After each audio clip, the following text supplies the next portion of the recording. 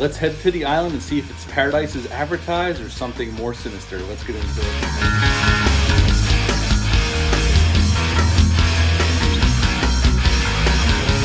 Back to my channel. I hope you're all doing well out there, and I hope you all had a great weekend. Today we're going to talk about a film I've never seen before, and I wasn't even planning on reviewing this film, but I sat down and watched it Saturday night, so let's talk about it. But before we get into it, like, comment, subscribe, join me here. I greatly would appreciate that. Now, we're going to talk about a Michael Bay film. Now, I know a lot of people do not like Michael Bay or his films. I am an unapologetic fan of Michael Bay. I don't love every film he's ever made, but I've found enjoyment in most of his films. And I still consider The Rock one of the best action film, or maybe the best action film in the 90s, and one of the best action films of all time. I like the Bad Boys films. I liked Pearl Harbor, not the love story part of it, but I thought the battle sequences were all top notch and well directed, as Bay has a flair for the action sequence, although sometimes too much quick cutting and too close up to see what the hell's going on in some movies. I'll agree with that one all day long. I thought 13 Hours was a strong movie. I like Armageddon for its cheesiness, over-the-top disaster film that it is. Yeah, I like Michael Bay. I unapologetically am a Michael Bay fan. I like his Transformers films. Not all of them. I think the first and the third one are the best ones out of the 5. But yeah, I like Michael Bay. I like his style. Yes, it's oversaturated. Yes, it's over the top. It's big. It's bombastic. It's so loud. And it's cheesy. But I'm there for it. So yeah, we're going to talk about a film that's kind of like a blip on Michael Bay's resume. It's not a film that gets talked about a lot. I never saw it until Saturday night when I sat down and watched this with my wife. I bought this movie on Blu-ray for $8 on Amazon because I was curious about it. I just never saw it. And that movie is The Island. This movie came out July 22nd of 2005. This was the film Michael Bay did between Bad Boys 2, which was a hit, and the first Transformers film. So this film kind of I feel like it gets forgotten about. I don't hear a lot of people talking about it. We're going to talk about it now, though. This movie is PG-13. It's 2 hours and 16 minutes long. Had a budget of $126 million, and this is the lowest grossing film in Michael Bay's career. It only made $35 million in America and $162 worldwide. So yes, this is a movie that is Michael Bay's lowest grossing film of all time. Most of his films were big, huge hits over the years. This one, not so much. Now, this was directed by Michael Bay. This is a script that was brought to him by none other than Steven Spielberg. And Steven Spielberg basically called Michael Bay up and said, I have this script, I want you to read it, and if you'd like to do it, I need to know within the next 24 hours. Michael Bay read it till he was up reading it till like 3 a.m. or something. I read, called Steven Spielberg and said, I'll do it. And it already had a release date. So this was kind of not a rush production, but they were on borrowed time and had to get moving. In this movie, cast-wise, we got Scarlett Johansson as Jordan 2 Delta, or Sarah. We got Ewan McGregor as Lincoln 6 Echo, or we got Djimon Hounsou in this film as Albert Lawrence. We got Steve Buscemi as James McCord. He's worked with Michael Bay before, obviously, on Armageddon. We got the great Sean Bean as Dr. Bernard Merrick. Michael Clark Duncan's in this film in a small role. Shawnee Smith from the Blob and Saw fame. A lot of other recognizable character actors you would pick out during the runtime of this film. Now, to go over the basic plot of this film, we find out in the beginning these people that are dressed in white tracksuits with these doctors are living in this facility, and they're living there because supposedly the air outside is contaminated with what we do not know, if it was a nuclear fallout or chemical weapons. And once in a while they bring somebody new in, and once in a while there's this lottery that takes place on these huge screens in this facility, and you can win a chance to go to the island, this last bastion of Earth that's a paradise that's not contaminated by whatever supposedly took place. So these people all have hope that they might win their chance to go to the island. And the first half of this film is very much a science fiction film. It sets up, we're in the future. Well, 2019 is when this movie takes place. This movie came out in 2005. Originally, it was made to go 100 years in the future. They settled on 2019 for budgetary reasons, mostly because they didn't have the budget to project what 100 years in the future was going to look like. And Michael Bay likes to film a lot of on-location stuff and not just all CGI, though CGI is definitely utilized in this film.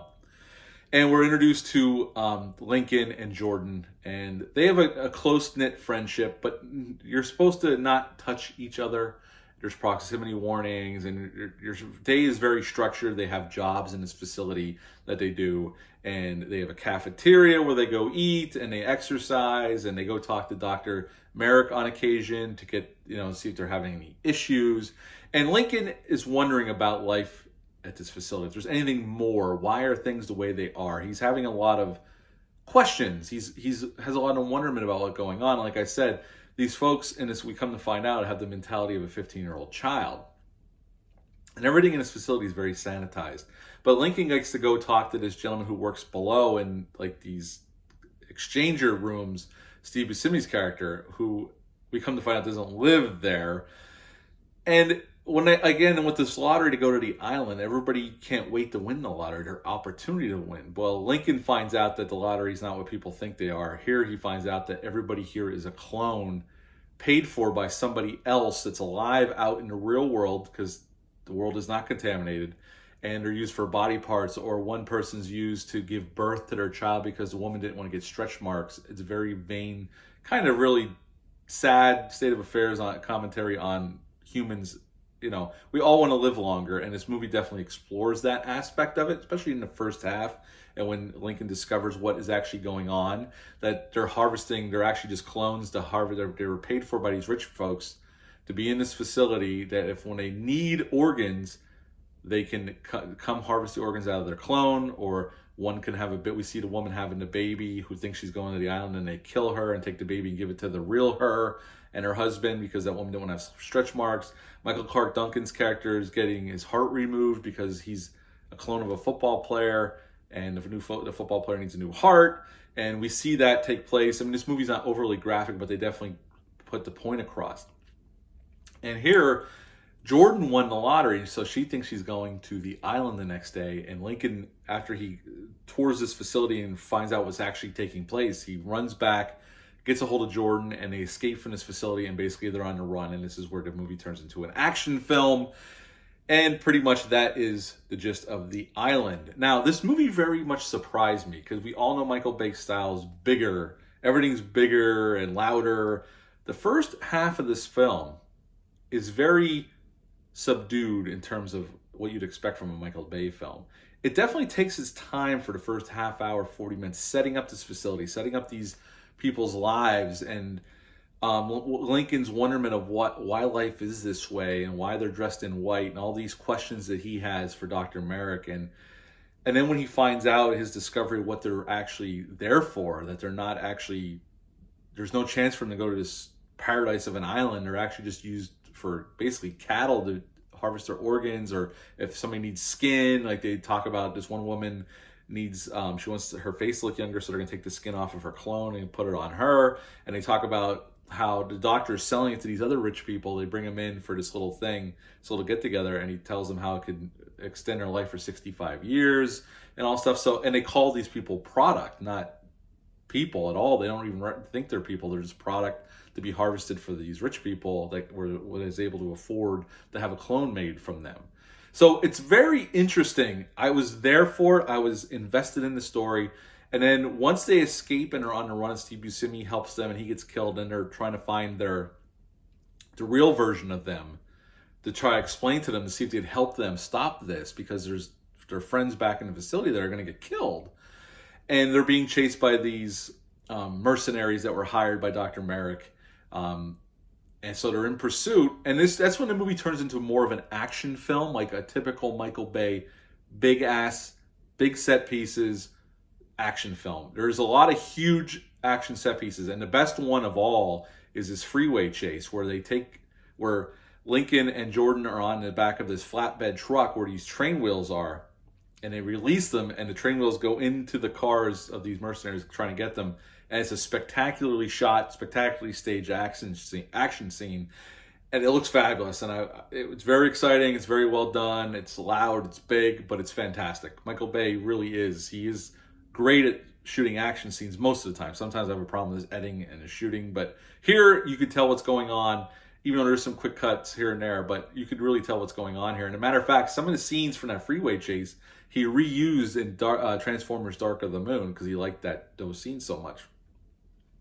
And then we get our ending where they go back to the facility because Jordan gets caught, and Lincoln kills Dr. Merrick, and everybody in the facility gets to realize the Earth is still there and it's not poisonous. And some of the last shots are everybody from this facility in their white tracksuits walking out into the desert. And even Albert Lauren at the end helps them escape because he feels bad for them, because they've been lied to and are just be using as a piece of meat for these people to replace body parts and whatnot. So he really turns a little bit sympathetic towards their plight towards the end and helps them escape this facility so they can see what life really is like on the outside. And you know what? Yes, the movie does go into what Michael Bay's good at, over top, big action set pieces. Gets a little cheesy, over the top for sure. There's a scene where Ewan McGregor and Scarlett Johansson's character fall off the side of the skyscraper and they survive. Now they land in this net, but there's no way in God's green earth they would survive. And then there's always the plot point where how are these people with a 15-year-old intellect able to evade capture from these mercenaries who are highly trained ex-military guys, but they evade them and the chase keeps going on throughout the most of the rest of the film until Jordan gets caught and then Lincoln has to go back to the facility and try to help his friends and Jordan. But overall, I was entertained. I really enjoyed this film. This is another Michael Bay film that I will rewatch every so often. I enjoyed myself, and I can't believe I've never seen it. I remember when it got released in 2005.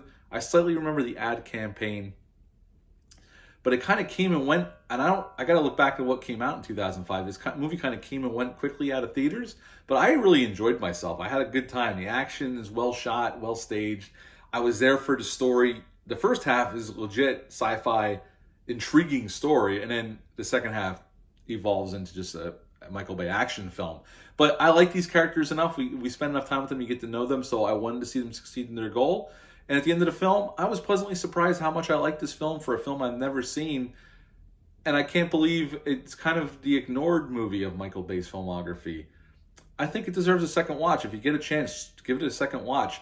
Now, there was a small film back in '79 called The Clonus Horror. The director of that film sued DreamWorks and Warner Brothers, who helped co-produce this film, because he had almost 100 points of similarity between his film and The Island.